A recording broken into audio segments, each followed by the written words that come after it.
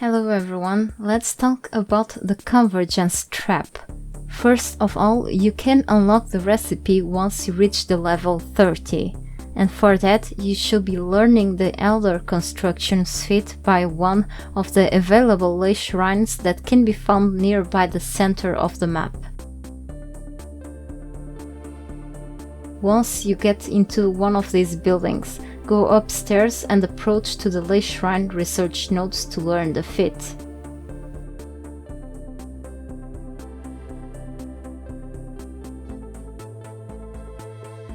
You can handcraft this trap with these crafting materials.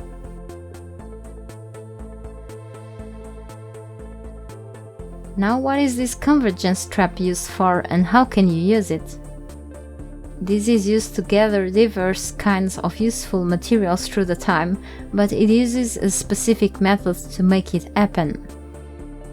First, you should only place this trap within the area affected by the storm, since it depends on this force to spawn items in it through lightning bolts that will hit its top, so it's only useful if placed around the center of the map, while the storm is happening, which, as you can imagine already, makes things challenging. Second, not only you'll need the storm event to make your resource trap machine to work, but you'll also need to add some fuel, specifically decaying Eldarium and little bugs. Yes, insects. The amount of both things is not really specific. The more you put into the trap, the longer it will keep working. Pretty much like the coal in a furnace. So let's say I'll put 100 Eldarium into the trap. It will last for a good time. Third, time and patience is a very important thing. It takes several minutes to get a proper and varied amount of resources inside of this trap. You can always craft and place a second one to get the double resources. However, if you are playing solo, it's not going to be really easy to look after both structures and dealing with the storm consequences at the same time, even if you don't have any issues when it comes to multitasking. You've been warned.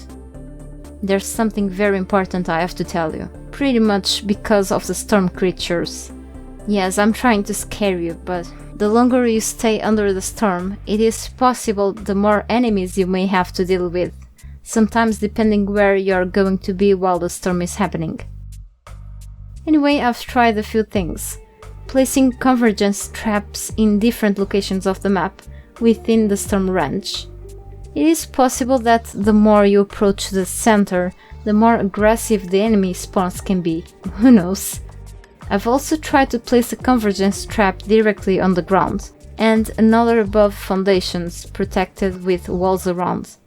Remember that the storm and its creatures don't really like buildings at all. In every case, my foundations would start to get damaged or destroyed, putting the convergence trap at risk. The advantage is that your character or possibly the guards that you may have with you can still have a little bit of protection from the few walls that still remain in your structures. However, if you're able to manage to defend all the four corners of your convergence trap, while repairing it when no creature is around, you may want to skip the process of building a structure to protect it, as you may feel it can be in vain, unless there's a setting on the server or single player or co-op session you're playing on that prevents structures from receiving damage. But by default they will. And take note that every time a lightning bolt hits the top of the convergence trap, it means that new items were added to its inventory.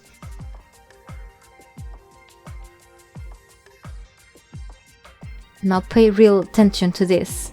Creatures that will spawn with the storm and the storm itself, most specifically the lightning bolts hitting your trap, will damage it.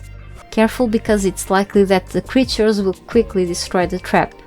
However, the bolts will just cause small amounts of damage every time. But you should keep checking the structure and repair it from time to time. So don't forget to bring with you a repair hammer and extra materials with you, specifically bricks and iron reinforcements. The repairs are usually cheap.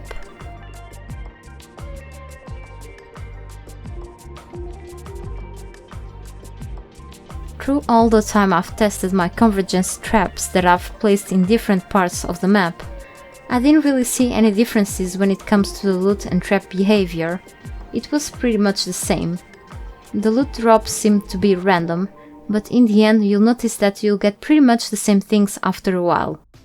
So this is just an example of the materials that you can get from a convergence trap. It is likely that you'll be getting these materials from the trap as well, together with a few more. This is really random. In this case I even got composite obsidian and shade bloom, which was kind of cool.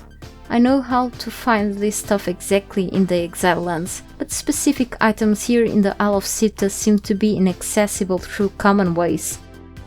During legit gameplay, standing for this long in the same location all by yourself, trying to defend the structure with a bunch of enemies around, it can be some sort of challenge. Sometimes you won't see many enemies, other times you may. You don't really have to stand here for so long, with the cost of not getting many resources, of course.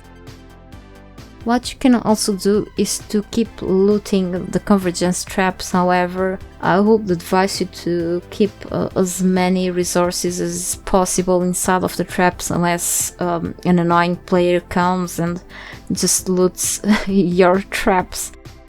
Don't forget that you cannot pick back up the convergence traps back to your inventory. Once placed, you can only destroy them, okay? You cannot pick them back like a blacksmith or another kind of workbench.